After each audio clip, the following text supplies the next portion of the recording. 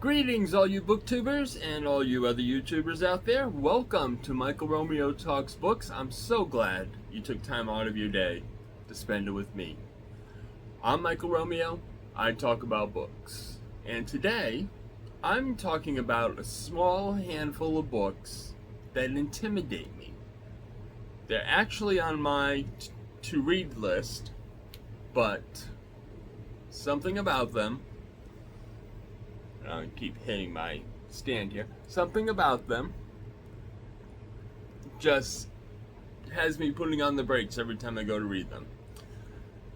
These are 6 intimidating books. Now, I'm not easily intimidated, especially by books. I have read very long books. I've read very complicated books. I've read lots of books. But these 6 books, for some reason, always make me go, not yet. The first one is Ducks Newburyport by Lucy Ellmann. Now, this book has a 4-star rating, rounded. I rounded it up. It was published in 2019 and it has 1,022 pages. Now, of that 1,022 pages, from what I understand, the entire book is one long run-on sentence. That's a thick book for one sentence. But it's supposed to be a brilliant book. I've heard very good reviews about it. It's basically about a woman's stream of consciousness as she makes latticed cherry pies. And she thinks about everything from the political state of the world to the plight of elephants in Africa, to all this stuff, and it's just her thoughts as she's making these cherry pies.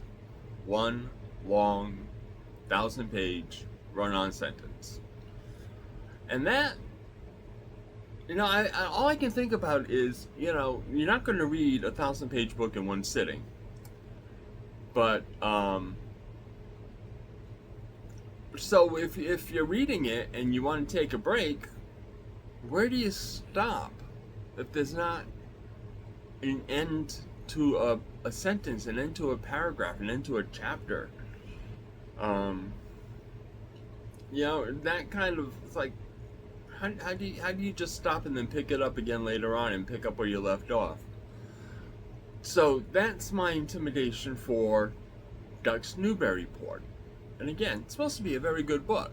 I've heard very good reviews about it from booktubers, and I'm sure if I went to Goodreads, I'd find some bad reviews because there's always somebody who doesn't like a book.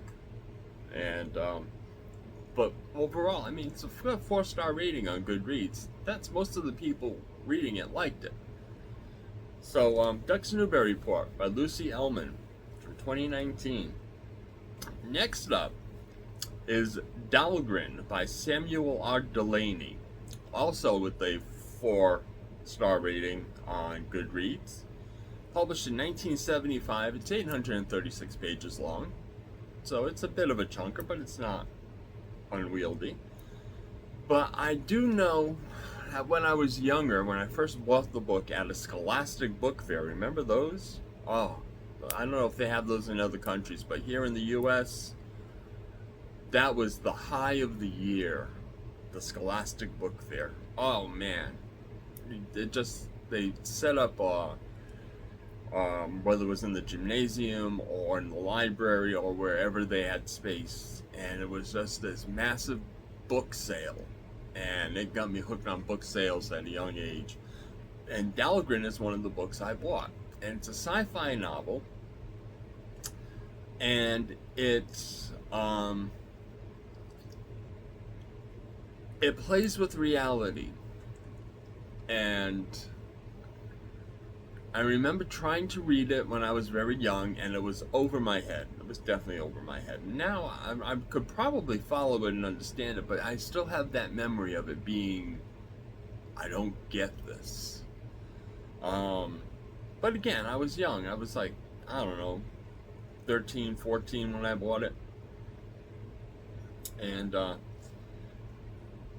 it is one of the 20th century novels, and you know I love 20th century novels, so it's sci-fi, and I love sci-fi. And again, it's got great reviews, and I mean, a 4-star rating on Goodreads means most of the people who read it liked it.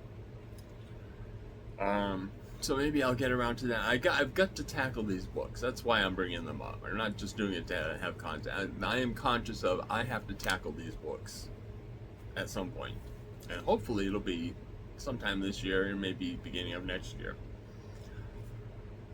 The third book that intimidates me a bit is Battlefield Earth by L. Ron Hubbard. 3.5 star rating, which is okay. I mean, it's a little better than average. Published in 1982, which surprised me. I thought it was older than that. 1,050 pages. Another chunker. And it is set in the year 3000, and humans are an endangered species after an attack by aliens that has left the Earth in a dystopian state. And this book was my late brother-in-law's favorite book, and he read it numerous times. He lived with my wife and I would see him with this book often, reading it, rereading it, rereading it, rereading it. And it's because of his input on the book, his comments on it, that have made me want to read it. But again, it's L. Ron Hubbard, and you know he's the guy that started Scientology, and I've read one other book by him that predates Scientology that was okay. Writing wasn't spectacular, but I do have my brother-in-law's word, and he was pretty sharp when it came to books. And if he said a book was good, it probably is good. But there's something about it, man. I think it's the stigma of being L. Ron Hubbard that has me pausing on this one. But it's Battlefield Earth, 1,050 pages, fairly good rating on Goodreads. I really should tackle it. And I have it here. Now, those first three were chunkers. This next book is only 56 pages, and it's Howl and Other Poems by Allen Ginsberg. Another 4-star book, published in 1956. I've read some short pieces by Allen Ginsberg. This one is, what I understand, a very long poem, and as much as I enjoy poetry, there's just something about this poem, which I've glanced at a few times, that makes me go, this is going to take the brain. This is really going to take the brain to get through. But it is only 56 pages. And there's other poems in there. But Howl is a very long poem, from what I understand, and very deep. And I keep hesitating to read it, and I need to get around to it. And then the fifth book, American Psycho by Bret Easton Ellison. 4 stars on Goodreads, published in 1991, a 20th century book. I love 20th century. And 399 pages, not bad for a length. And what gets me on this one is I've read reviews of it that talked about some of the scenes in it, and some of the scenes are horrific. But I also understand that the book is a dark comedy, and I guess it's a bit satirical, which I usually enjoy, and it has to do with an executive of some sort, a white-collar worker anyway, who is also a psychopath. But some of the stuff I've read about some of the scenes just were cringeworthy. And in order to read the book, I'm going to have to get through those scenes. And I really want to check it out, but I really don't want to check it out. You know what I mean? So, yeah, American Psycho is on the list. And the sixth intimidating book is The Road by Cormac McCarthy, another 4-star book published in 2006, only 241 pages, but I've heard it's very dark, very dismal, and I have tried reading Cormac McCarthy before, and I find his writing style difficult. I know there are people out there who love him and rave about him, but his writing style, his lack of punctuation, lack of basic structure gives me pause. I tried reading Blood Meridian, couldn't get into it. There was another one. Oh, what the heck was it? All the Pretty Horses, I think I tried reading, and again, just his style of writing takes a little more thought, I guess, a little more adjusting to an author who has a quirk about his writing. And but this is also a Pulitzer Prize winner, and it is my goal in my life to read all the Pulitzer Prize winners. I have not been doing very good at it lately, but it's still there. I still have the list, and I'm still ready to check off some, and The Road is one of them, because it did win the Pulitzer Prize for Best Book. So those are 6 books. 6 somewhat intimidating books that I have on my to-read list that I do kind of want to read. But they all have their little thing that makes me put the brakes on. I need to get past that. So, give me your thoughts. Have you read any of these books? And if you did, what were your thoughts on them?